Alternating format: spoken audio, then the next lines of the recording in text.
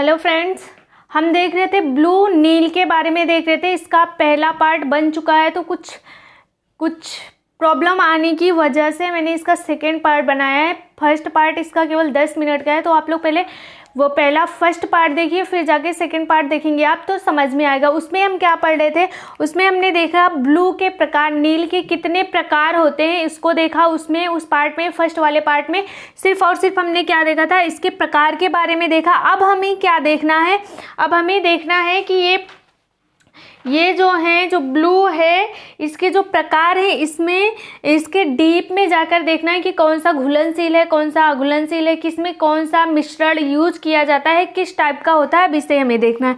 पहला क्या है, पहला है अल्टामेरिन, दूसरा है पार्शियन, तीसरा है मिथिलेटेड एनालिन। मिथिलेटेड है, इसका नाम क्या है, मिथिलेटेड है, दूसरा नाम एनालिन है, और इसे क्या कहते हैं, मिथिलीन भी कहते हैं। इसे क्या कहते हैं, मिथिलीन, मिथिलीन भी कहते हैं। पहला क्या है, मिथिलेटेड है, दूसरा एनालिन है, तीसरा क्या है, मिथिलीन है, और चौथा क्या है, इंडिगो है। चौथा क्या है, इंडिगो।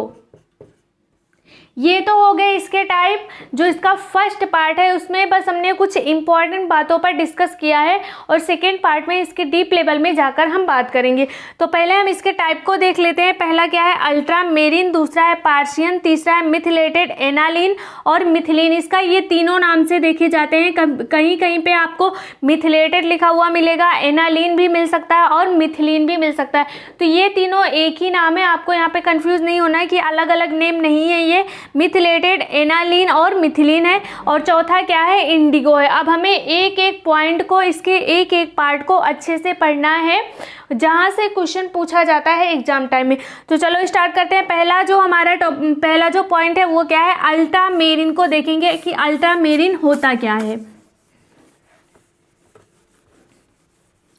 अल्ट्रामेरिन,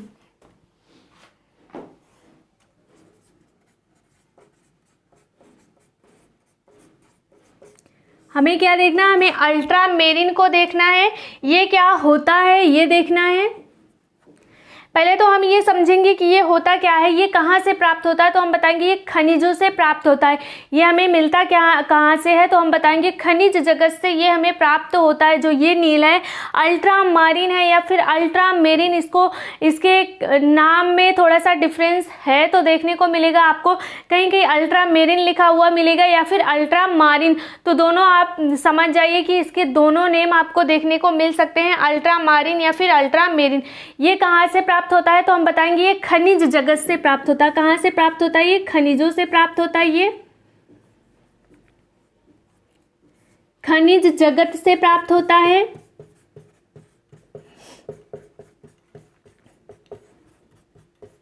और इसमें होता क्या है, क्या यूज किया जाता है, किन चीजों को मिलाकर ये बनाया जाता है, तो हम क्या बताएंगे, इसमें चारकोल, सोडियम सल्फेट, चारकोल लकड़ी या कोयले का टुकड़ा, लकड़ी का टुकड़ा, क्ले मीन्स क्या होता है, मिट्टी होता है, चारकोल होता है। इन सब चीज़ों को मिलाकर सारे मिश्रण मिला लेते हैं। पहले हम इसको मिला लेते हैं। मिलाने के बाद क्या करते हैं, हम इसका गोल आकार या फिर चौकोर आकार में इसको बना लेते हैं। इसको एक शेप दे देते हैं, गोल शेप या फिर चौकोर शेप दे देते हैं। हम इन सारे मिश्रण को बनाकर ही क्या करते हैं, जो अल्ट्रामारीन है इसको मिलाकर, इन सारे मिश्रण को मिलाकर गोल शेप देकर, चौकोर शेप देकर हम बना लेते हैं। और ये है क्या, तो हम क्या ये एक प्रकार का ब्लू है, जो कि हमें कहां से मिलता है, हमें मिलता है खनिज जगत से हमें ये प्राप्त होता है। इसमें यूज किसका किया जाता है, तो हम बताएंगे सोडियम सल्फेट, सोडियम सल्फेट का यूज किया जाता है। इसके साथ और क्या ऐड किया जाता है, लकड़ी का बुरादा, कोयला, और क्या यूज किया जाता है, क्ले मीन्स क्या होता है, मिट्टी। क्ले क्या है, क्ले मीन्स होता है मिट्टी। मैं यहीं पे लिख देती हूँ नीचे। क्ले मीन्स क्या होता है, मिट्टी होता है। और क्या यूज किया जाता है, चारकोल चारकोल, इन सब चीज़ों को मिलाकर पहले इसका एक मिश्रण तैयार कर लेते हैं। उसके बाद इसको हम किस आकार में बनाते हैं, तो हम बताएंगे इसको हम गोल या फिर चौकोर शेप, चौकोर आकार में बना लेते हैं। बस इतना जानना जरूरी है कि इसमें मिक्स क्या क्या किया जाता है। सोडियम सल्फेट, लकड़ी, कोयला, क्ले जिसे मिट्टी कहते हैं, और चारकोल का प्रयोग किया जाता है। अब हमें इसके पॉइंट को देखना है, इंपॉर्टेंट पॉइंट को, जहाँ से क्वेश्चन पूछा जाता है। ये भी पूछा जा सकता है कि जो अल्ट्रामारीन है इसमें किन चीज़ों का मिश्रण यूज किया जाता है, तो मिश्रण को ये हम देख रहे हैं। उसके बाद हमें क्या देखना है कि ये जल में घुलनशील है कि नहीं है, ये क्या इफेक्ट डालता है कपड़ों पर, ये देखना है। इसमें क्या है, ये अघुलनशील है। ये कैसा है, जल में अघुलनशील है, जल में अघुलनशील है।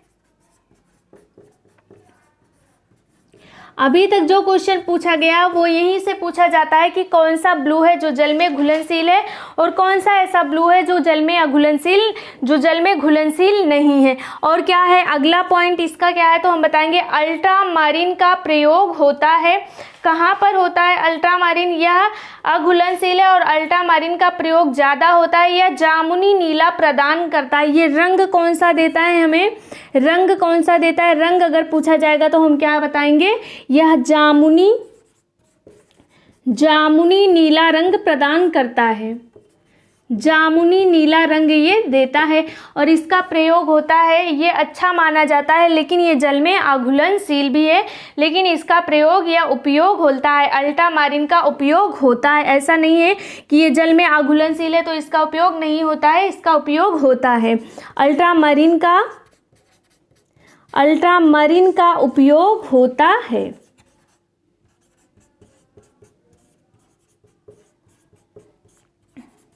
ये पॉइंट क्लियर हो गया। अल्ट्रामारीन को हमने देख लिया। इसमें ये कहाँ से प्राप्त होता है, खनिज जगत से। सोडियम सल्फेट, लकड़ी, कोयला, क्ले और चारकोल का मिश्रण तैयार किया जाता है। जल में अघुलनशील है, रंग कैसा देता है, जामुनी नीला, और इसका प्रयोग किया जाता है, इसे अच्छा माना जाता है। अब दूसरा पॉइंट हमें देखना है पार्शियन ब्लू।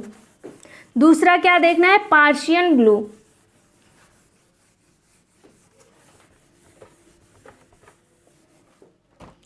पार्शियन ब्लू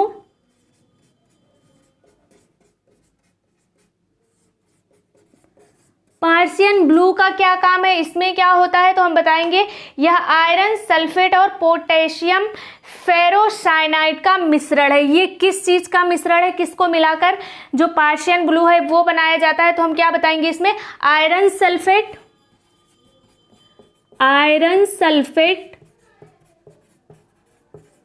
और क्या मिलता है इसमें, तो हम बताएंगे इसमें पोटेशियम फेरोसाइनाइड, पोटेशियम मिलाते हैं, पोटेशियम फेरोसाइनाइड।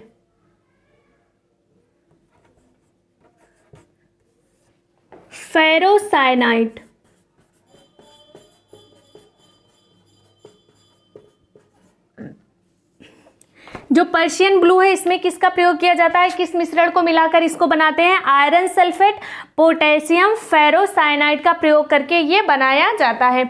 अब हमें देखना है कि यह क्या है, इसमें क्या होता है, ये प्रयोग किया जाता है कि नहीं किया जाता है, इसमें क्या क्वालिटी है, ये क्या होता है। इसमें हमने देखा कि इसमें क्या किया जाता है, यूज आयरन सल्फेट, और आयरन मीन्स क्या होता है, लोहा होता है, ये सब लोग जानते हो। आयरन मीन्स क्या होता है, लोहा होता है। इसमें क्या होता है, लोहों से मिलाकर बना है। जब हम कपड़ा धोते हैं या कपड़ा जब हम रंगते हैं तब क्या होता है, इसमें जो आयरन का बारीक बारीक टुकड़ा होता है, टुकड़ा नहीं कह सकते हैं, बारीक मिश्रण जो होता है वो आकर कपड़ों पर चिपक जाता है।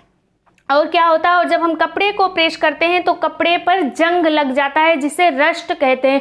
जंग किसे कहते हैं, रस्ट को ही जंग कहते हैं। जिसमें क्या होता है, जो पार्शियन ब्लू है इसमें आयरन का यूज किया जाता है, और आयरन मीन्स होता है लोहा, लोहे के पाउडर का यूज किया जाता है। और जब हम कपड़े को रंगते हैं तब क्या होता है, जो लोहे का पाउडर होता है ये हमारे कपड़ों पर आकर चिपक जाता है, और जब हम कपड़े को प्रेस करते हैं तब हमारे कपड़ों में क्या होता है, रस्ट लग जाता है, जंग लग जाता है। इसीलिए जो पर्शियन ब्लू है इसका उपयोग मतलब यह बहुत कम लोकप्रिय है, यह लोगों द्वारा पसंद नहीं किया जाता है, क्योंकि इसमें एक रीजन है कि इसका जो लोहा है, जो आयरन है, वो कपड़ों पर आकर चिपक जाता है, जिससे कपड़ों पर जंग लग जाता है। ये पॉइंट हो गया। अब हमें देखना है कि ये घुलनशील है कि नहीं है। ये क्या है? यह घुलनशील नहीं है। यह भी क्या है? जल में घुलनशील नहीं है, अघुलनशील है। यह अघुलनशील है। और ये रंग कैसा देता है? तो हम क्या बताएंगे? ये नीला रंग देता है, नीला रंग हमें देता है। और एक पॉइंट इसका देखना है, इसमें क्या होता है? यह कम लोकप्रिय है, कम लोकप्रिय है। और कम लोकप्रिय होने का रीजन भी आपको पता है कि कम लोकप्रिय ये क्यों है, क्योंकि इसमें जो आयरन सल्फेट का यूज किया जाता है, आयरन का पाउडर जो होता है वो कपड़े पर आकर चिपक जाता है, और जब कपड़े को प्रेस करते हैं तो उस पर रस्ट लग जाता है। यही कारण है कि जो पर्शियन ब्लू है ये कम लोकप्रिय है, ये जल में अघुलनशील है। रंग कैसा देता है? नीला रंग देता है, कम लोकप्रिय, लोगों द्वारा बहुत कम पसंद किया जाता है। अगला पॉइंट देखते हैं, मिथिलीन या एनालीन ब्लू। बस यहां से इस टाइप के क्वेश्चन पूछे जाते हैं। अगला पॉइंट देखना है हमें, मिथिलीन या एनालीन ब्लू। मिथिलीन या फिर एनालीन ब्लू।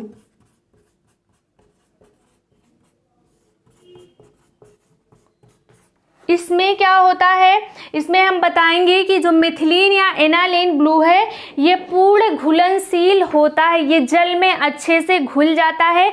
और जब जल में ये अच्छे से घुल जाता है तो इसकी लोकप्रियता भी बहुत अच्छी होगी, क्योंकि जो ये मिथिलीन एनालीन ब्लू है ये क्या होता है? ये जल में अच्छी तरह से घुल जाता है और हमारे कपड़ों पर अच्छा कलर भी देता है, इसलिए ये क्या है? ये बहुत ज़्यादा लोकप्रिय है। और ये बनता किससे है? तो हम क्या बताएंगे? कोल तार से मिलकर बना हुआ होता है। पर्शियन ब्लू किससे बनता है? कोल तार से बना होता है। ये बनता किससे है? कोल तार से। कोल तार से मिलकर बनता है। और इसका दूसरा पॉइंट क्या है? ये घुलनशील है, घुलनशील भी है। और घुलनशील होने के साथ साथ ये क्या है? लोकप्रिय है, लोगों द्वारा पसंद किया जाता है, लोकप्रिय है। अगला पॉइंट क्या है? ये इसमें क्या होता है? धुलने पर कपड़े की सतह पर पूरी तरह से फैल जाता है। जो ये है मिथिलीन एनालीन ब्लू है, इसमें क्या होता है? इसमें घुलनशीलता का गुण है। और जब हम कपड़े इस पर डालते हैं इथिलीन ब्लू में, एनालीन ब्लू में, तो जो कपड़े की सतह है उस पर अच्छी तरह से फैल जाता है। यह नील का कई शेड मिलता है। जो यह नील है, जो मिथिलीन एनालीन है, इसके कई शेड भी हमें देखने को मिलते हैं, जैसे डार्क जामुनी, हल्का डार्क जामुनी या फिर हल्का जामुनी कलर का देखने को ये हमें मिल जाता है। कौन सा? तो हम बताएंगे मिथिलीन या एनालीन ब्लू। इसमें क्या होता है? धुलने पर कपड़े की सतह पूरी तरह से फैल जाता है। ये होता है, इसमें कपड़े की सतह पर अच्छे से फैल जाता है, कपड़े की सतह पर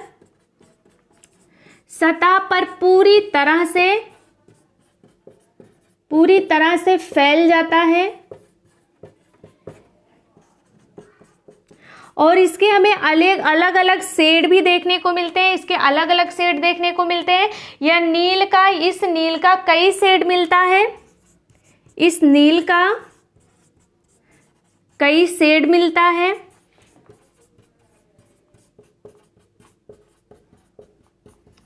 पहला क्या है? पहला है डार्क जामुनी, गाढ़ा जामुनी और हल्का। इसका गाढ़ा और हल्का दोनों शेड हमें देखने को मिल जाएगा। ये क्या कंप्लीट हुआ? मिथिलीन या एनालीन ब्लू हो गया। यहाँ से क्वेश्चन पूछे जाएंगे कि घुलनशील कौन है, तो हम क्या बताएंगे? जो मिथिलीन एनालीन ब्लू है वो बहुत अच्छे से घुल जाता है और घुलकर हमारे कपड़ों की सतह पर अच्छे से फैल जाता है, जिससे ये क्या है? ये बहुत ज़्यादा लोकप्रिय है और इसके कई शेड मिल जाते हैं हमें मार्केट में। और इस किससे बना है? तो हम क्या बताएंगे? कोल तार से मिलकर ये बना हुआ है। अब हमें अगला देखना है, इंडिगो ब्लू। अगला क्या पॉइंट है? Indigo blue.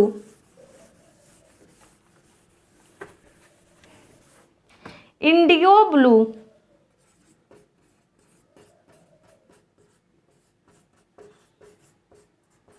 इसमें क्या होता है, ये जो इंडिगो ब्लू है ये प्रकृति की तरफ से मिलता है, मतलब ये हमें प्रकृति से तैयार करते हैं हम, ये प्रकृति जगत से प्राप्त होने वाला ब्लू है। इंडिगो ब्लू कहाँ से मिलता है, तो हम क्या बताएंगे, प्राकृतिक जगत से मिलने वाला ब्लू है।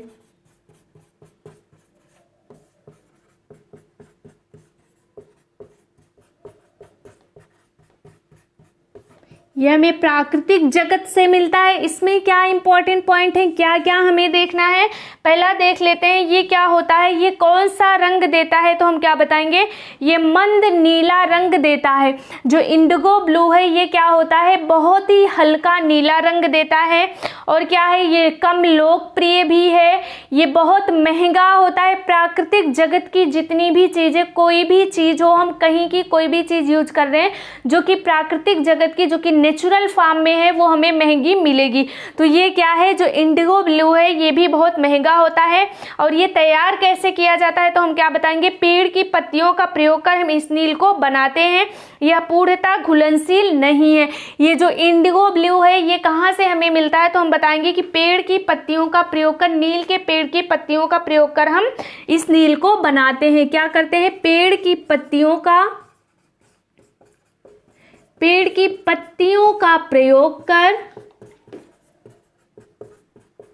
प्रयोग कर नील बनाते हैं। इसीलिए तो ये महंगा है, ये प्राकृतिक जगत से प्राप्त होने वाला है और इसमें एफर्ट भी बहुत ज़्यादा लगता होगा, मेहनत लगता होगा, लोग ज़्यादा लगते होंगे। और ये जितने मात्रा में हम तैयार करने की कोशिश करते हैं उतने मात्रा में ये तैयार नहीं हो पाता है। इसमें मटेरियल बहुत ज़्यादा लगते हैं, बट जो हमें सामग्री मिलती है, जो चीज़ें हमें मिलती हैं वो बहुत कम फॉर्म में मिलती हैं। इसीलिए ये क्या होता है, प्राकृतिक जगत से प्राप्त होने वाली चीज़ें बहुत महंगी होती हैं। ये क्या है, महंगा भी है, ये महंगा होता है। और क्या है, कम लोकप्रिय है।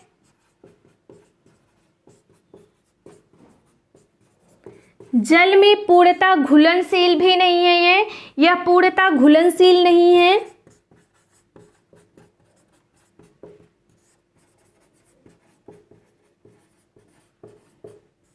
पूर्णतः घुलनशील नहीं है। और क्या है, इसका अगला पॉइंट हमें देखना है कि नील जो है वो ज़्यादा हो जाए तो क्या करते हैं हम, ये क्या है, जो ये पूर्णतः घुलनशील नहीं है, ये जल में पूर्णतः घुलनशील भी नहीं है। इसीलिए क्या है, ये जो नील है ये कम लोकप्रिय है, ये महंगा भी है और ये अच्छे से घुलता भी नहीं है। ये हो गया, कौन सा पॉइंट हो गया, ये इंडिगो ब्लू। और कितने पॉइंट हमें देखने थे, तो ब्लू के चैप्टर में, ब्लू के लेसन में हमें 4 पॉइंट देखने थे। कौन कौन से, तो हम बताएंगे कि पहला तो अल्ट्रा मेरीन, दूसरा पार्शियन, तीसरा मिथिलेटेड, मिथिलीन, एनालिन और चौथा क्या है, इंडिगो है। अब यहाँ से कुछ पॉइंट देख लेते हैं। अगर नील में झाग क्या होता है, नील में अगर झाग आ जाता है तो झाग अच्छा नहीं होता है। ये असर्शन और रीजन का क्वेश्चन पूछा गया है कि नील में झाग आना क्या अच्छा होता है, तो हम क्या बताएंगे, नील में जो झाग आ जाते हैं वो हमारे कपड़ों के लिए अच्छे नहीं होते। नील में झाग नहीं होना चाहिए और नील का कपड़ा जो है धूप में नहीं सुखाना चाहिए। जो नील है वो क्या होता है, उसमें अगर झाग आ जाता है तो वो पूरी तरह से हमारे कपड़ों की सतह पे अच्छे से नहीं लगता है और वो फैलता भी है। नील का झाग, नील में झाग नहीं होना चाहिए। और क्या सावधानियां हमें रखनी चाहिए यहाँ पे, तो नील के जो ब्लू के कपड़े होते हैं वो कैसे होने चाहिए, हमें धूप में नहीं सुखाने चाहिए।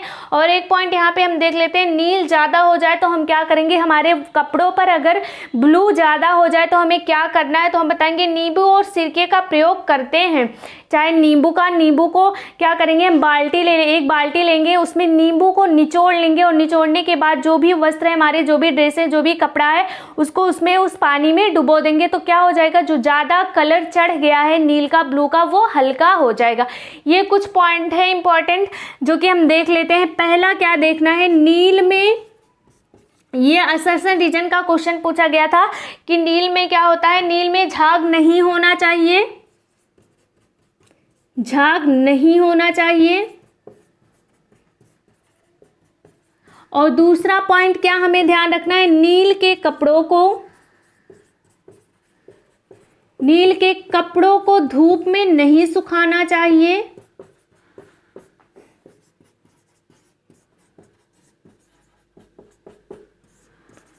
धूप में नहीं सुखाना चाहिए। और एक पॉइंट हमें ध्यान रखना है कि अगर हमारे कपड़ों पर नील ज़्यादा हो जाए तो हम किसका प्रयोग करेंगे? कपड़ों पर नील ज़्यादा हो जाए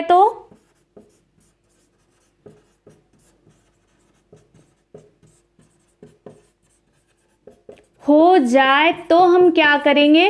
तो हम नींबू या फिर सिरके का प्रयोग करेंगे। इसका दोनों का हम यूज कर सकते हैं, नींबू या फिर सिरके का यूज कर सकते हैं। और कैसे यूज करना है? ऐसे नहीं कि सिरका पूरे सिरके की बाल्टी में कपड़े को ले जाकर डुबोना है। 1-2 बूंद डालकर बाल्टी में उसमें हम नील वाले कपड़ों को डुबोएंगे तो क्या होगा? अपने आप ही कलर जो है वो हल्का हो जाएगा। ये लेसन हुआ हमारा कंप्लीट। अब मिलते हैं अगले क्लास में। So thank you.